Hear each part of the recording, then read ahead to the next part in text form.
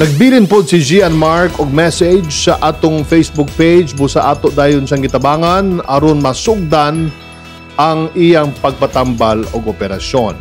Let us watch this.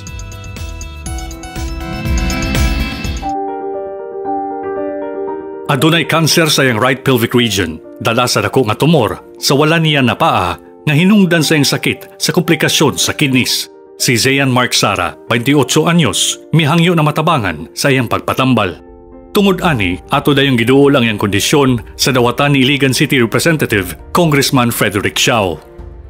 So usa sa mga prioridad nato din sa Iligan is actually it's more on education, but I also apportion a big chunk or a big portion of our funds for medical assistance. So diha kita kay siyempre sa nahitabo karong panahon na kay balot nga grabe ang kalisod. We're preparing for since 2020 nga budget, ang budget proposal dako ang atong i-allocate for 2021 sa matang sa medical. So ang DSWD is one agency nga may gitagaan na to priority. For your information, I think we have more than 20 million right now for intended for DSWD. So especially sa IX na to, yung gitawag ng DSWD IX, which is assistance to individual in times of crisis. Immediately after that call, amo nang gilihok si Zian, and we found out that he has a problem with the tumor and kinanglan ang iyang tissue, kinanglan ma-biopsy. Sa panahon karon kay balutal lisod kayo ang kwarta kay daghan kay affected walay klarong trabaho. So immediately I would like to thank my staff who went down, who kanang gitawag na to ganang sa English pa, hit the ground running by coming up with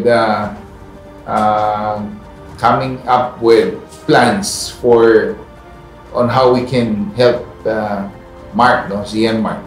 So I believe na po yung mga volunteers, mga doctors nga nagtabang without even charging professional fees para sa ilang intervention. So ato lang pasalamatan ng mga doctors kay balota nga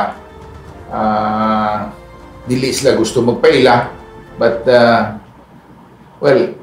ikalipay nato nga ilang i-contribute ilang expertise, ilang panahon para aning tawhana kaning kang Zian Mark. Dayong girefer sa dawatan ni Congressman Siao si Zian Mark sa Mercy Community Hospital sa Iligan City aron masugdan na dayon ang iyang pagdialysis. Milabay ang pipila ka mga adlaw human masugdan ang dialysis ni Zian Mark ug mipailalom sa mga laboratory test. Gibalita sa ato na nasugdan na ang niini aron tangtangon ang tumor sa iyang paa. Nagpasalamat ang atong programa tungod sa kaayo sa tagdumala sa Mercy Community Hospital, mga doktor nini na wala na nagpabayad pa sa ilang mga professional fees. Ug sa pakigalayon sa Bisaya gyud, ilalom sa Operation Tabang, nagahin og pundo ang dawatan ni Congressman Frederick Siao, ang DSWD, PCSO ug opisina ni Senator Bongo aron makumpletong mabayran ang gihimong operasyon kang Zian Mark. Kami na kaibalo na dili-diri natapos ang panginanglanon ni Zian ug sa iyang pamilya. Tungod kini, sugod pa lang sa iyang pagpatambal ngadto sa iyang himpit na gyung pagkaayo.